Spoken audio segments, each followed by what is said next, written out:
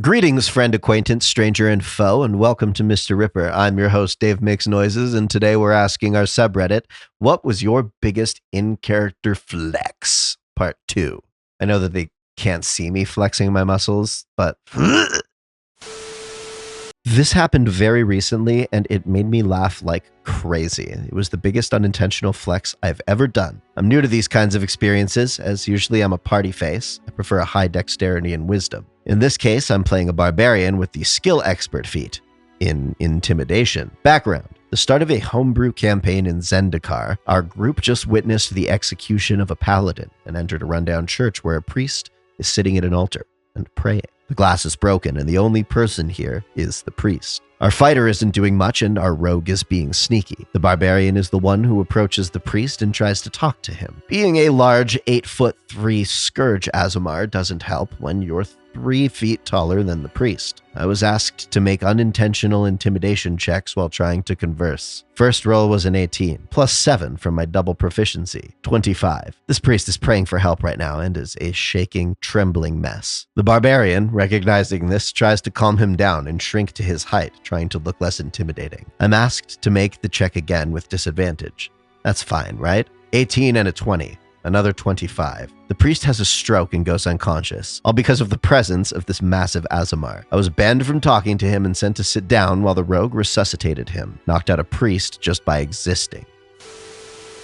I was playing a min-maxed orc barbarian, real original, I know. The party was interrogating a gang member who had tried to assassinate us all. We had him tied to a chair and were asking them questions to no effect. I asked the DM to describe what the captive was wearing. At the mention of their helmet, I asked the DM a question. Can I make an intimidation check with strength? Describe what you're doing. I take the helmet off their head, hold it in front of their face, and crush it in my hand. Roll it. Rolls a 19 plus math. The helmet goes crunch like an empty soda can. I place my hand on their head, gently apply pressure, then ask if they would like to talk. Mine has to be what happened about 3 weeks ago. I'm playing a recurring character in a homebrew campaign set about 30 years after one I ran with some friends, where we escaped the cabin from Evil Dead and killed Dracula. I'm playing a half-elf rogue fighter named Emil, largely inspired by Belmonts and the Winchesters due to the last game, whose main weapon is a chain whip.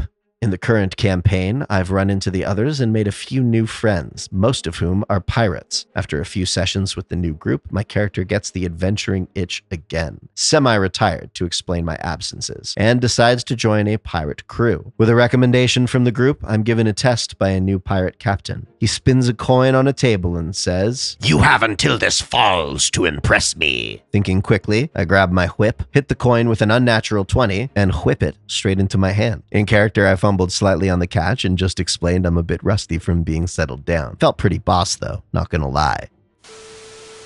I was in a Pathfinder campaign with severely overpowered characters. I was playing a character with 20 levels of Rogue and 20 levels of Dread Necromancer, plus an NPC Lich template and a charisma of at least 90 at the time. As I said, severely OP characters. Part of the campaign involved going into mirror worlds and getting artifacts or some such. My memory is a little fuzzy here. This part isn't important, but the portal to the particular mirror world we needed was located in a sunken ship, and the DM went on and on about how hard it would be to get down there and survive without drowning. Except for my PC, the Lich. The hardest thing I would have to endure was corpse blood, according to him, etc., etc. I glanced over my spells, saw one in particular, looked up at the DM, and smiled the most shit-eating grin I have ever had on my face, ever. I then said, I cast Salvage. Because my range was tied to my caster title, and I had a stupid caster level, my PC made deals with evil gods that boosted her caster level, and only her caster level, which is another story for another day. I could reach to the bottom of the god's blessed ocean itself and bring the ship up,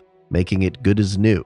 We then proceeded to bring the ship back to the HQ of the supposed big bad evil guy of the campaign, who was my player character's romance for the campaign. Turns out he was a necrophiliac. Long story, this big bad evil guy needed a therapist, an army of therapists. We had a ship. TLDR. That moment when the DM has a MacGuffin behind a portal which was hidden in a mirror, which was part of a shipwreck at the bottom of the ocean. DM forgot I had salvage as part of my spell list. It was great.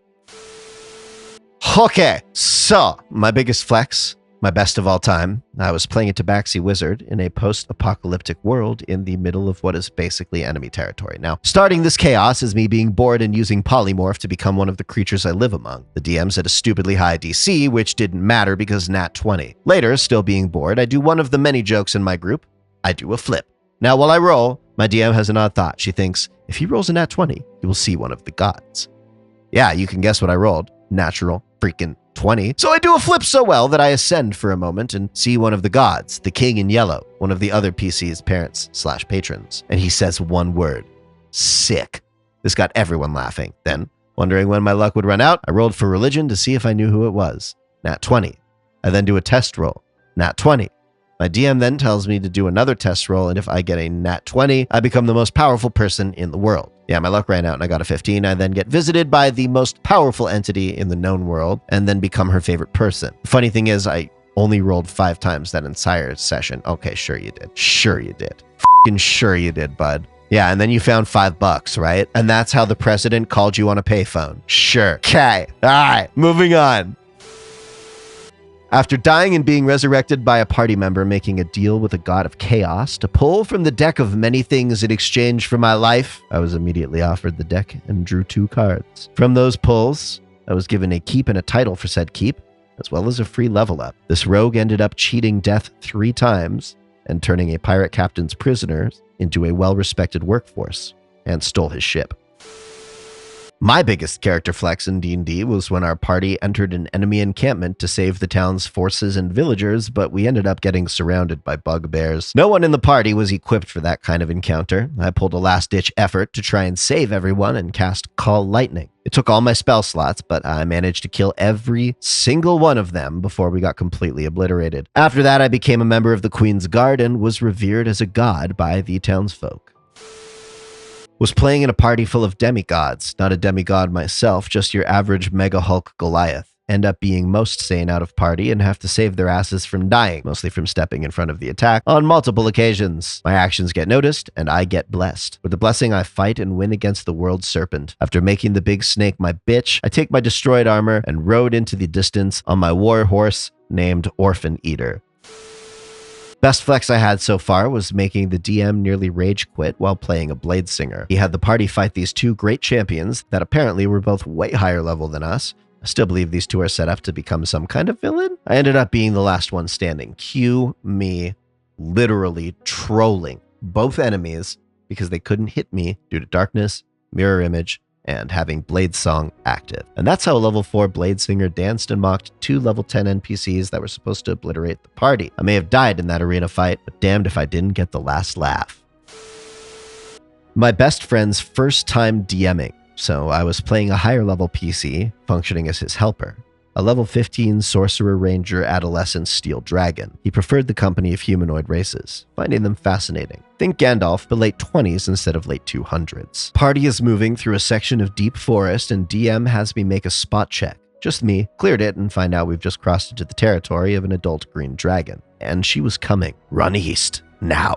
Do not wait for me, and do not come back. Run, now! I'm not unimaginative enough to totally pull a "Fly, you fools!" line. Party runs, my dragon apologizes, and Green challenges to a battle of riddles to see if I'll be allowed to leave alive or not.